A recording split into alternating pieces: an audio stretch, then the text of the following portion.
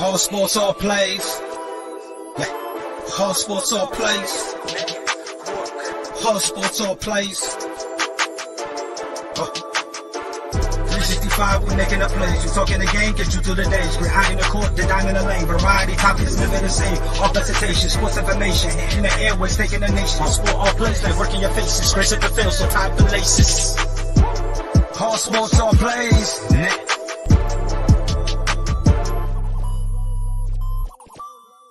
Hey everyone, and welcome back to Arena Football Statement. I am your shocked host, bringing you all the shockingness that you so can't believe. And seems like something's missing.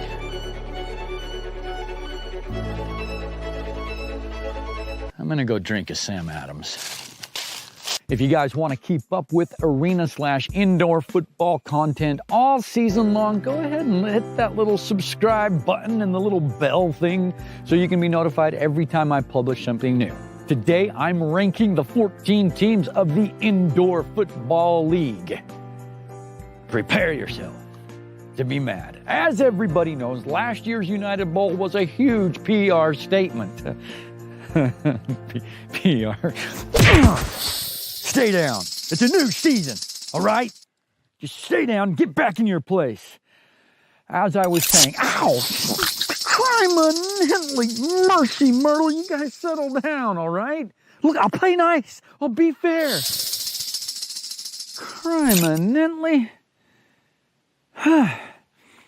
Let's get in the rankings so I can make you all mad, shall I? Number 14, the Northern Arizona Wranglers. You know, after a 1-13 season, there ain't no place to go but up. Shaking off the rust and the mossy undergrowth of a year ago, this team actually has made some improvements. And with a new head coach, they'll have less moss than they did a season ago. I do declare, offensively, it's hard to say what Barker and others will bring to the table. And defensively, they may not look like they're on the Atkins diet, but they certainly won't be the king and McQueen of the West either. But on the flip side, they'll likely triple their win total from a year ago, but still remain at the bottom of the standings. You know what I have to say? Keep climbing that mountain, ass. Keep climbing. Keep whipping that rope, and someday you'll catch you a ship. Yeehaw! Number 13.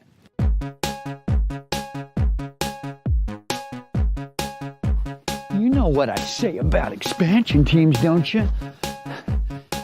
That they suck? Well, guess what? The coaching staff on this one's actually pretty good. And truthfully, I don't know anything about the players on this team, but I know a little something about Vegas, you know? But you see, here's something we gotta talk about, you know, because when better teams come to Sin City, what happens in Vegas gets recorded in the standings. But you see, poker-playing, hawk night-looking dudes might spend more time in the casinos than out on the practice field, which Roy Choi owns some casinos, so maybe when his teams, San Diego and San Jose, come into town, they might spike a little of the punch at the casinos, you know what I'm saying? Gain a little competitive edge. So keep that in mind on your home games, Mike Davis. You're welcome. Number 12. The Bay Area Panthers. After 2 frustrating years of trying to get this team on the field, we're finally going to see them in 2022 from San Jose, the Bay Area Panthers. Oh my goodness, this is exciting. Look, it's hard to say whether the Panthers are going to be more like Bagheera. Truth. I know the law, Bucks. Or more like T'Challa. You are wrong! All of you are wrong! Corey Murphy's a good QB, Troy Evans a good receiver, but I'm not so sure about the supporting cast around these guys. On defense, Eddie Hamilton provides a really nice anchor. I don't know much about the other guys on the defense, but I do think that the coaching staff can rally these guys and make them actually squeak out a few wins, making them make a push for the playoffs toward the end of the season.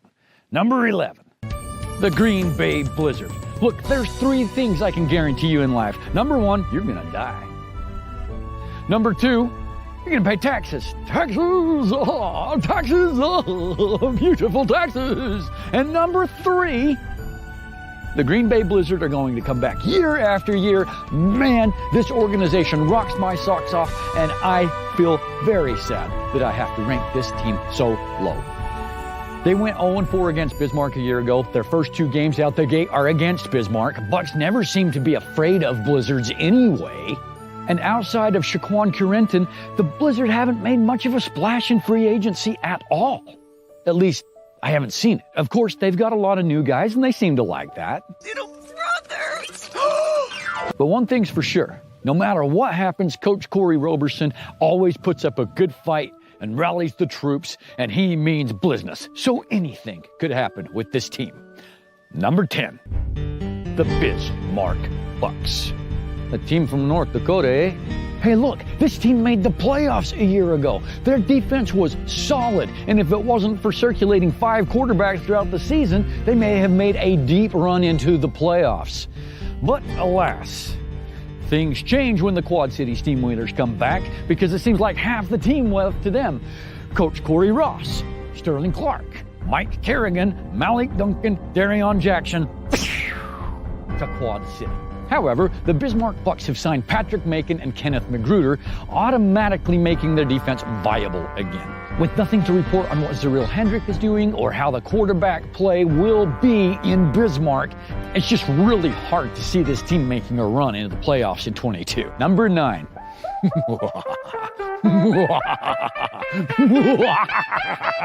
The Iowa Barnstormers. Yes! Be mad at me, fans. Yes!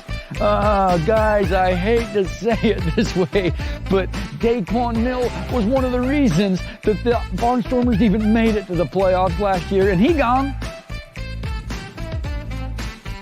I love the Barnstormers. I've always loved the Barnstormers. It hurts my feelings to say that he gone.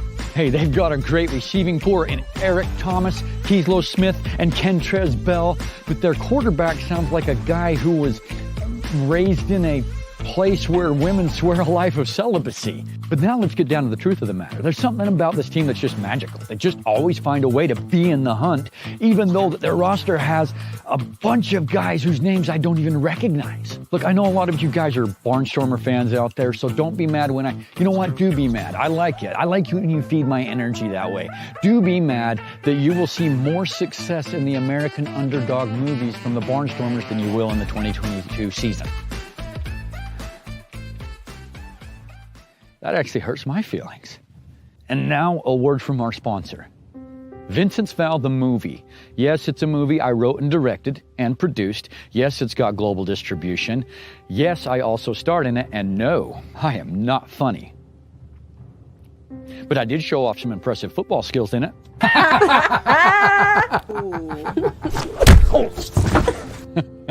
Hey, you know, if you want to sign me, I'm open for it. Whatever the case, I hope you enjoy the trailer of Vincents Val. You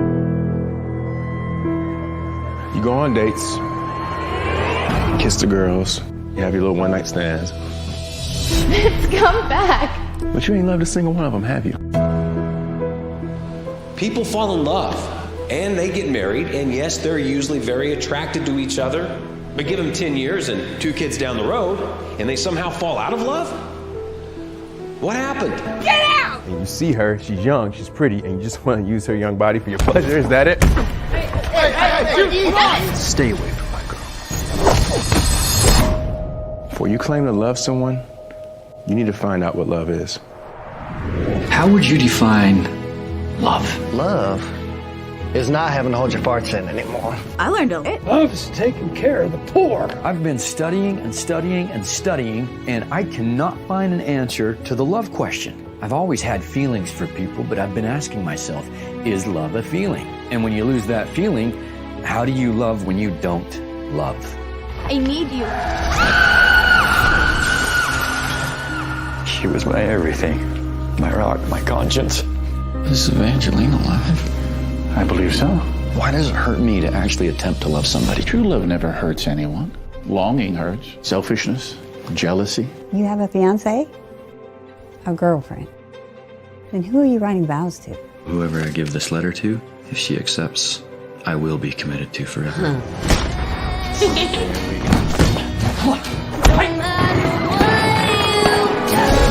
Love always protects. It always trusts.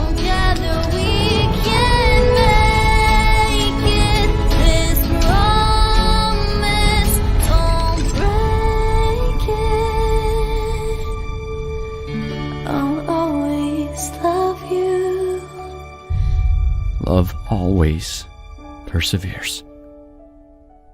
If you would like to see or own the movie Vincents Val, just click the link down in the description and you'll get a chance to see it. Thanks for your support. Let's get back to the rankings. Number 8, the San Diego Strike Force. What? An unproven team making the playoffs? That's right, I said it. Why? Because there's a lot of good veterans on this squad. Lift up your skirts, ladies, because what you're about to see, because Harvey Wright and Cousin Bubba are going to put up a great defensive wall, because Daquan Brown's going to get pick sixes, because Skylar Clinton and Marquez Hoodie Rogers, Fritz Shinola, and Tim Lucas are going to catch touchdowns for days, and no matter who's slinging the rock at quarterback will be protected by Zion Jones and that green diamond Fale Tui Papai. Bombs away, baby! I'm excited to see this team play. Number 7, Sioux Falls Storm. Yes, yes, yes! Now I have some teams and fans mad at me. A Storm be a Bruin. Mercy, Myrtle. Oh. Or perhaps a storm isn't brewing. You see, the Sioux Falls Storm, even though they've picked up a lot of the shock players, the stragglers, since they went out of business, or whatever it's called, they seem to have lost their identity. And I don't think they're going to get it back this year. I would like to buy a hamburger! And Carl Bivens and Brandon Rowe lead a very stiff defense, who also signed Jared Harris, who I reported in my last video signed with CIF's Mustangs, which means I'm terrible at research, which means my rankings really have no validity, and also means rather than be mad at me for my rankings, you should have sympathy that I'm no better at this than modern media. Alonzo Moore and Nathaniel Chavius add an automatic spark to the offense for the Sioux Falls Storm, so they could go anywhere. And perhaps the Sioux Falls Storm first-round playoff loss this year will be due to O-line and QB play. I don't know, but for that reason, Sioux Falls falls in Dummy Dookie's rankings this year. Number 6, we have the Quad City Steamwheeler. After a 2-year hiatus, the team is back in the Quad City, led by Corey Ross with all the glamour and the glitz of the past. Corey Ross's offensive mind and Kevin Rudd's hands mean touchdowns galore for this Mississippi River squad. And with Malik Duncan and his brother Darion Jackson on defense, there's gonna be a lot of offensive players in the IFL getting steamwheeled and have a hard time carving themselves up off the turf. Aaron Aiken and David Perkins are decent quarterbacks, and as long as Sterling Clark, the heart and soul of any team, is in the game, they'll have plenty of time to sling the rock. Boom, boom, boom, boom, boom. Steamwheeling into the playoffs. Number 5. Number 5.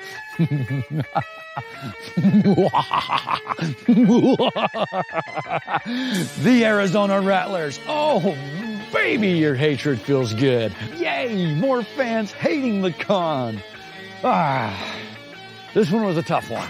Don't be surprised, because nothing can deflate or motivate a team that loses 2 straight United Bowls on their home turf by 3 points. And then to have some of their team go to Canada and some to the USFL.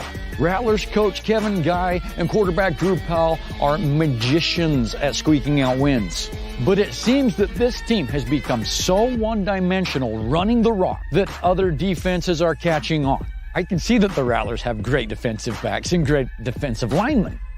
And they've revamped their offensive personnel. But offensive is the key word here, okay? I just want Rattler fans to come hissing at me with their venomous, snake-like comments and I'll just ignore them and skip over the top of them like a pioneer schoolgirl skipping in a field of daisies.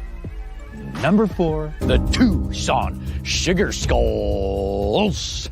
This is the most improved team from a year ago, and Dixie Wooten's Rootin' Tootin' Highfalutin squad has a quarterback now. And perhaps the IFL's best receiving corps, featuring Quentin Pedroza. You know, Mike Jones might bury linebackers in the boneyard this year. And you know what? They've even got NFL talent to help their D. And they're looking for vengeance. If you look inside these Sugar Skulls, you'll see that they have their eye on the ship. Number 3.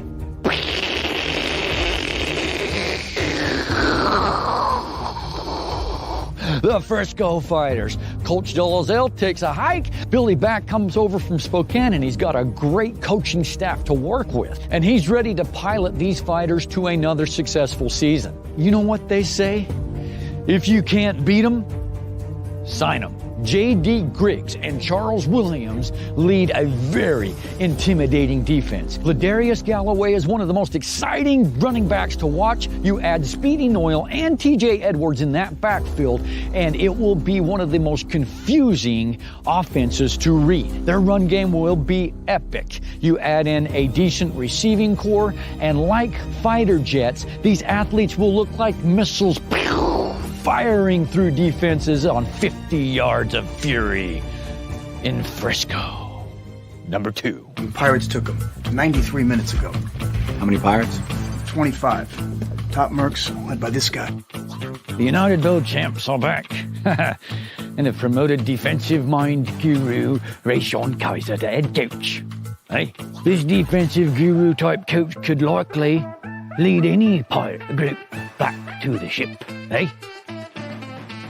The Drow to T.O. connection is the second best in the league, and it's back. You see Chucky and Harlan and Wooten, they'll pillage and plunder and pick at pick sixes doing up me hearties, yo.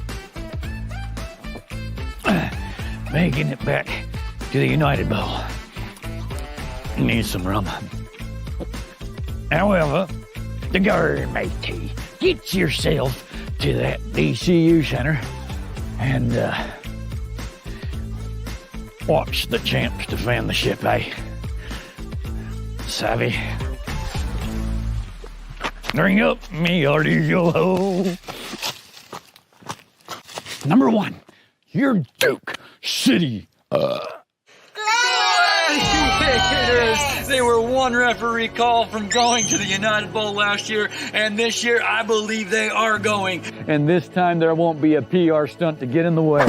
Okay, so you've got the Davis to Davis connection that's going to be back and lethal, making a plethora of touchdowns for the Gladiators. They haven't missed a beat in their offense, and they have improved their defense over the offseason. The riveting Rattler rivalry reckons to be the best, most hot, sizzling matchups of the IFL season this year, and the Gladiators are fueled by last year's game in Phoenix.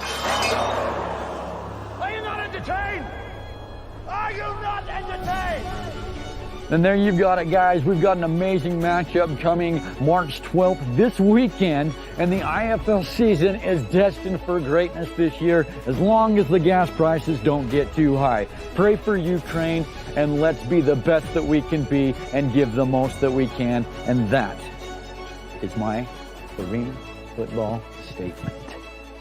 Touchdown.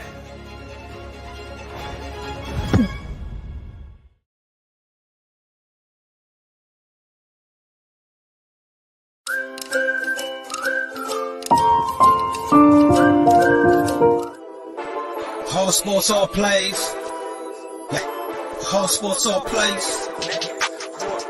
All sports, all plays. 365, we making up plays. You talking the game, get you to the days. We're high in the court, the dime in the lane. Variety, topics, living the same. All presentation, sports information. Hitting the airways, taking the nation. All sport, all plays, they working your faces. Grace at the field, so tie the laces. All sports, all plays.